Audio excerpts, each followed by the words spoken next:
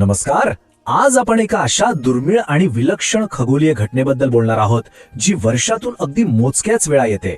21 मे 2026 हा दिवस पंचांगात अगदी सोन्याने लिहून ठेवावा असाच आहे. सांस्कृतिक आणि ज्योतिषशास्त्राच्या दृष्टीने अत्यंत महत्वाचा मानला जाणारा हा गुरुपुष्यामृत योग नक्की काय आहे त्याचं रहस्य आज आपण उलगडणार आहोत. चला तर मग लगेच सुरुवात करूया. आता पुढील काही मिनिटांत आपण नक्की काय काय पाहणार आहोत ते थोडक्यात बघूया. आपण या योगाची व्याख्या, त्याचा दुर्मिळ संगम, यामागील रंजक कथा आणि शाप, नुसतं सोनं खरेदी करण्यापलीकडे काय करता येईल ते, शुभ कार्यांची यादी आणि सर्वात महत्वाचं म्हणजे खरी आध्यात्मिक संपत्ती याबद्दल जाणून घेणार आहोत. तर वळूया आपल्या पहिल्या भागाकडे. योगाची व्याख्या हा शब्द नक्की कुठून आलाय ते आधी समजून घेऊया.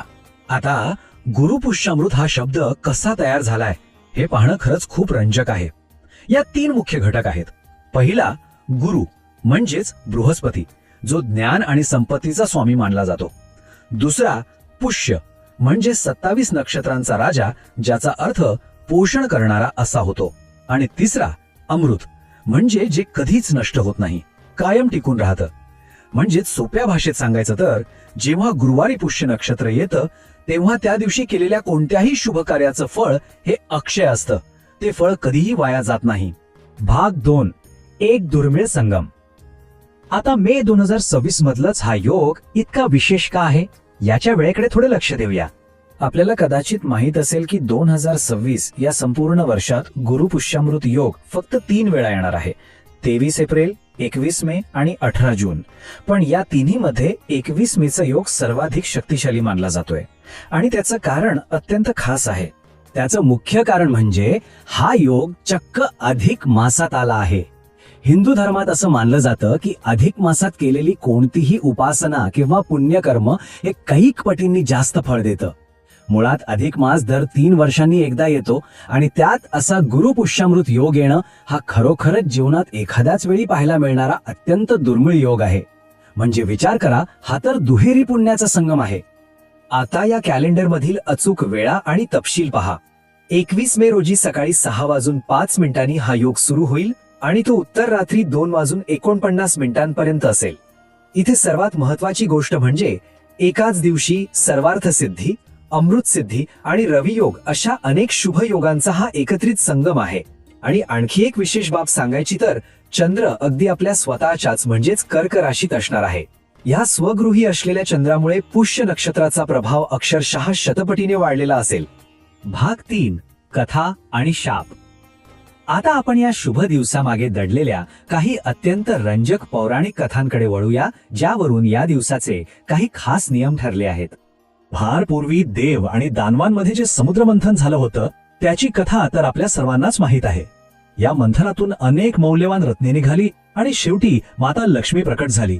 शास्त्रांमध्ये असा उल्लेख आहे की साक्षात श्री लक्ष्मीचा जन्म याच पुष्य नक्षत्रावर झाला होता.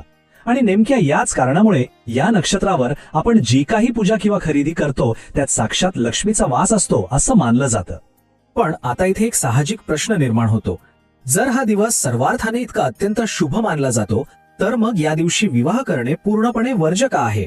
खरेदी आणि गुंतवणुकीसाठी सर्वोत्तम असलेला हा दिवस लग्नासारख्या कार्यासाठी मात्र निषिद्ध का मानला जातो? यामागे एक अत्यंत आश्चर्यकारक पौराणिक इतिहास आहे. त्याचं झालं असं की कथेनुसार जेव्हा ब्रह्मदेवांनी सर्व नक्षत्रांना वर देण्याचं ठरवलं तेव्हा पुष्य नक्षत्राला थोडा अहंकार झाला. त्याने गर्वाने म्हटलं, मीच सर्वश्रेष्ठ आहे, त्यामुळे सर्व शुभ कार्ये माझ्यावरच व्हावीत. हे ऐकून ब्रह्मदेव क्रोधित झाले आणि त्यांनी शाप दिला की तुझ्यावर विवाह मात्र कधीही होणार नाही.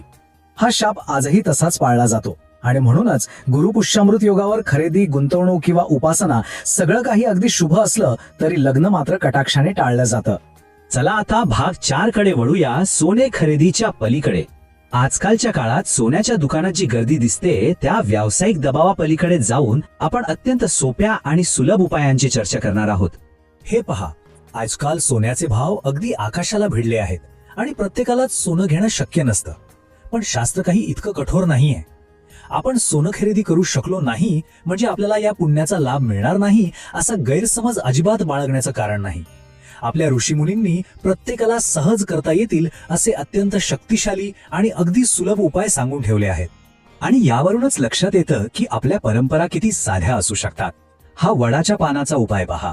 हा घरात स्थायी लक्ष्मी आणण्यासाठीचा एक अत्यंत सोपा पारंपरिक उपाय आहे. काय करायचं तर फक्त एक स्वच्छ ताजं वडाचं पान घ्यायचं, त्याच्या गुळगुळीत बाजूवर हळदीने एक स्वस्तिक काढायचं, त्याला धूप दिवा दाखवून त्याची पूजा करायची आणि ते पान आपल्या तिजोरीत किंवा जिथे आपण संपत्ती ठेवतो त्या सुरक्षित ठिकाणी ठेवायचं. इतक्या साध्या उपायाने आपण चिरंतन समृद्धी आकर्षित करू शकतो. या व्यतिरिक्त श्री लक्ष्मीचा जो अत्यंत प्रभावशाली संस्कृत मंत्र आहे त्याचा किमान 108 वेळा जप करणं हे या दिवशी अतिशय शुभ मानलं जातं. आणि हो, सोन्याऐवजी चांदीचा एक छोटासा सिक्का किंवा एखादा श्रीयंत्र जरी श्रद्धेने घरात आणलं तरी ते देखील साक्षात लक्ष्मीचंच प्रतीक बनतं. तसेच गुरुग्रहाला प्रसन्न करण्यासाठी आणखी काही अगदी सोपे मार्ग आहेत. गुरुग्रहाचा प्रतीक असलेला वृक्ष म्हणजे केळीचं झाड. सकाळी या केळीच्या झाडाला जल वाहून त्याची पूजा करणं किंवा गरजू व्यक्तींना चणा डाळ, गूळ, केळी, पिवळं कापड अशा पिवळ्या वस्तूंचं दान करणं. यामुळे कुंडलीत गुरुग्रह बलवान होतो.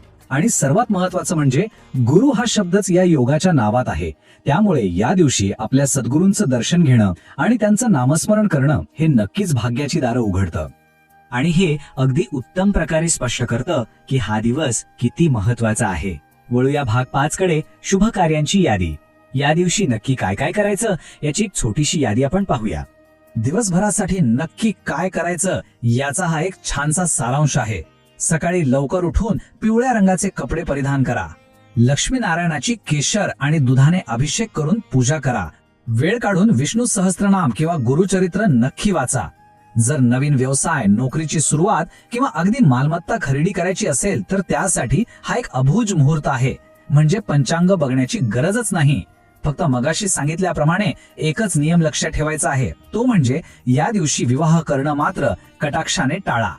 तसा तर हा योग सर्वच राशींसाठी अत्यंत शुभ आहे, पण ज्योतिषशास्त्रानुसार काही राशींना याचे विशेष आणि मोठे लाभ मिळतात. जसं की कर्क राशीला आर्थिक लाभ आणि मानसिक शांती मिळते. धनु राशीची वर्षानुवर्षे रखडलेली कामे मार्गी लागतात. मीन राशीसाठी अक्षरशः नशिबाची दारे उघडतात. आणि सिंह राशीला समाजात प्रतिष्ठा तसेच कामात मोठं यश मिळतं. आता आपण शेवटच्या आणि सर्वात महत्वाच्या भागाकडे वळत आहोत. भाग 6, खरी आध्यात्मिक संपत्ती. या संपूर्ण माहितीचा मुख्य सार इथेच दडलेला आहे. ही ओळ खऱ्या अर्थाने या दिवसाचं आणि या महायोगाचं महत्व अधोरेखित करते. या दिवशी केलेली भक्ती, दान, जप आणि सेवा हेच खरे सोने आहे.